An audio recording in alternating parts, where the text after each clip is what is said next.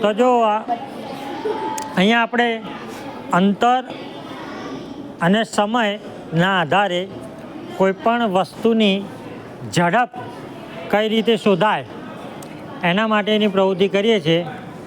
આપણા જોડે સમય નોંધવા માટે સ્ટોપવોચ, ડિજિટલ ઘડિયાળ આ રહી, જેની અંદર આપણે સમય નોંધીશું. અને દડો કેટલા સમયે કેટલું અંતર કાપ્યું, કેટલું દૂર ગયું એના માપવા માટે પણ આપણા જોડે મોટી મેજર ટેપ છે. તો હવે કોઈ પણ એક આવીને દડાના ધક્કો મારશે અને સમય સ્ટાર્ટ ત્યારે જોઈ લેવાનો. ફરીથી બેટા શાંતિથી, સામેવાળો સમય કહે ને 0થી સ્ટાર્ટ, એ સ્ટાર્ટ કહેશે, હા તારે સ્ટાર્ટ કહેવાનું, પછી એ ધક્કો મારશે, બરાબર? અને જેટલું જોર હોય એટલું થોડું વાપરજો. ચાલો, હવે આપણો દડો જ્યાં આવીને અટક્યો, નીચે ના જતો રહે એટલે હું પકડી રાખું છું. ઓકે, નહીં જાય. તો હવે ત્યાંથી મેજર ટેપ અડાડો, પકડો શાંતિથી, અને પેલું હા 0, હા ઓકે, એટલે પેલું જ, પણ એટલે નહીં, આટલા જ. આર્યું માપી દે, આર્યું પકડી રાખજો. એ 0, હા ત્યાં 0 થયો ને એટલે. તો સીધું રાખજો, પટ્ટી સીધી રાખજો, ત્રાસી નહીં બેટા. તું આમ જતો રહે, તું આમ જતો, દડો આમ છે. હા દડો જા હજુ ખેંચ્યો. તો હવે આ પટ્ટી આપણે માપી, અને અહીંયા લાલ કલરનું છે 18, 19, 20 ફૂટ, 22 ફૂટ, અને પાછળ ઇંચમાં છે કે મીટરમાં છે? પાછળ મીટર. ઊંધી કરી દે તો બેટા. જો અહીંયા 6 મીટર દેખાય ને? 6 ને?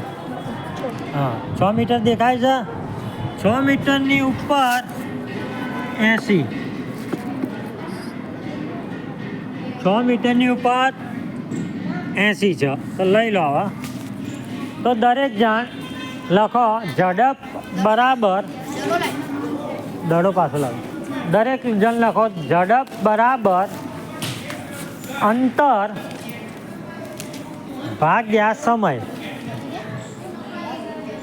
ઝડપ બરાબર અંતર ભાગ્યા સમય. આપણા 6 મીટરના ઉપર 80 હતું, એટલે આશરે આપણે 7 લઈ લઈએ તો પણ ચાલશે. અને 6.80 લખો તો બેસ્ટ. 6.80 લખો તો બેસ્ટ.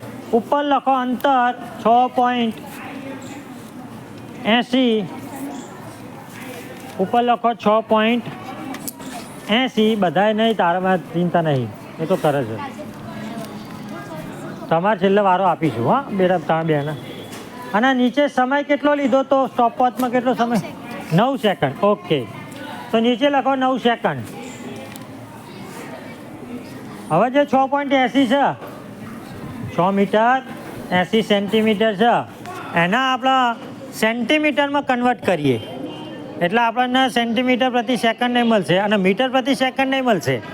અને મીટર પ્રતિ સેકન્ડ નીચે કેટલા 9 આવે ને, તો જે 6.80 છે એને 9 વડે ભાગાકાર કરો, અથવા તો 680 ને 9 વડે ભાગો. પછી હું કહું 680 ને 9 વડે ભાગો.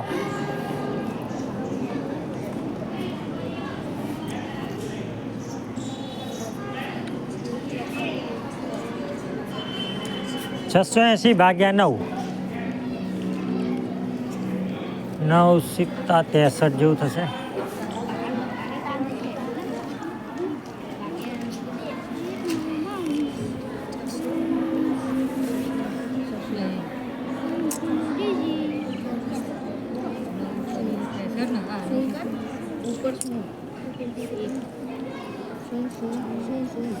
સાતે ભાગ ચાલશે. 9 સિત્તા 63, 68માંથી 63 ગયા,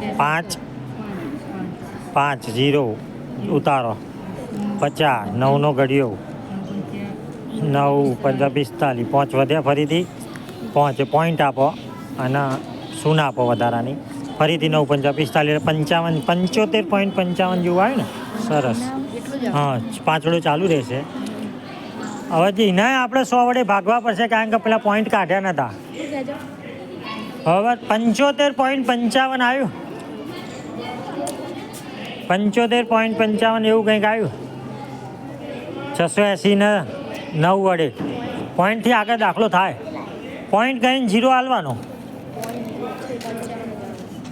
હવે ચલો મને 75.55 નીચે 100 છે કારણ કે આપણે પોઈન્ટ નહોતા કાઢ્યા ને પોઈન્ટ કાઢ્યા એટલે હજુ 2 પોઈન્ટ આગળ જશે એટલે 0.75 જે જવાબ આવ્યો એ તમારી ઝડપ થઈ આ દડાની એ હવે હું શીખવાડું છું ફરીથી દરેકને પોતપોતાનો દાખલો દરેકની ઝડપ અને દરેકનું અંતર હવે દરેકે પર્સનલે પોતાનો જ ગણવાનો છે દાખલો દરેકે પોતાનો પર્સનલ દાખલો ગણવાનો છે આ તમને એક ઉદાહરણ રૂપે દાખલો શીખવાડ્યું બરાબર